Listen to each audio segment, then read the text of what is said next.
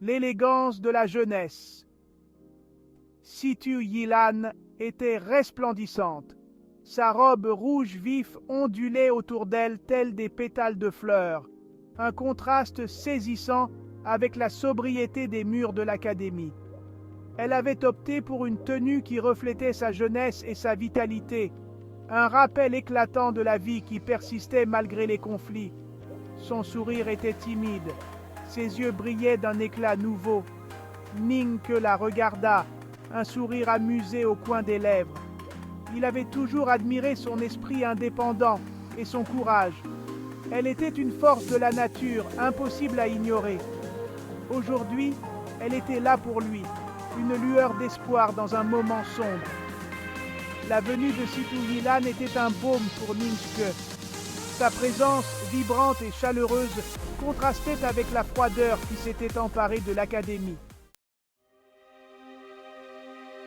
Un geste inattendu. Chang Zhengming se tenait devant lui, le visage marqué par la honte. « Ninke, commença-t-il, la voix rauque d'émotion. « Je suis venu présenter mes excuses. Je sais que j'ai eu tort. » Ninke l'observa, scrutant son visage. Était-ce sincère ou une simple tentative pour sauver les apparences?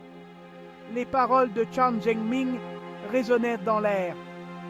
Une part de lui voulait pardonner, oublier le passé, mais une autre hésitait.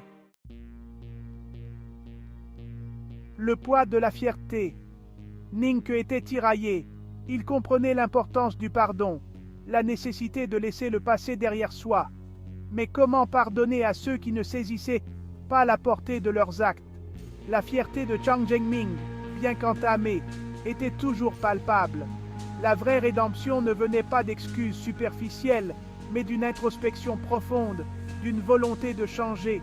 Ninke avait besoin de voir un réel changement de cœur chez Chang Zhengming, une véritable compréhension de ses erreurs. Les excuses de Chang Zhengming étaient-elles sincères ou simplement dictées par la bienséance? Cette question tourmentait Ninke. Il avait appris à se méfier des apparences, à chercher la vérité cachée derrière les mots. La fierté pouvait être une arme à double tranchant. Elle pouvait vous élever, vous donner la force de surmonter les obstacles, mais elle pouvait aussi vous aveugler, vous empêcher de voir vos propres erreurs. « Tes excuses, je les accepte, » dit finalement Ninke, la voix neutre. « Mais le pardon, c'est autre chose. Le pardon se mérite, il ne se réclame pas. » Les yeux de Chang Zhengming s'écarquillèrent.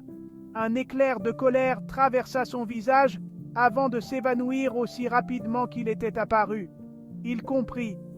Il ne suffisait pas de prononcer les mots, il fallait les mériter. Ninke tourna les talons, laissant Chang Zhengming seul avec ses regrets.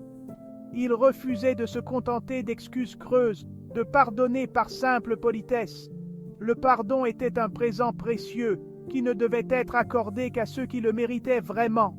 Il avait besoin de temps pour réfléchir, pour penser ses blessures et décider de la voie à suivre. L'académie semblait étrangement silencieuse alors que Ninke franchissait ses portes.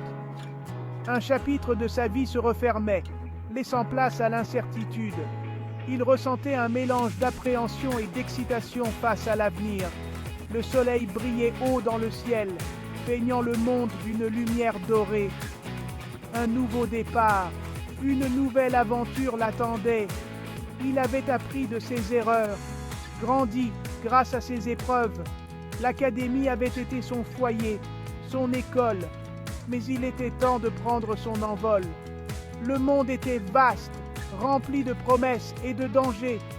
Ninke était prêt à l'affronter, plus fort et plus sage qu'auparavant. Il n'était plus le garçon naïf qui avait franchi le seuil de l'académie pour la première fois. Il était devenu un homme, marqué par ses expériences, prêt à écrire son propre destin. « Alors, es-tu prêt ?» demanda une voix calme.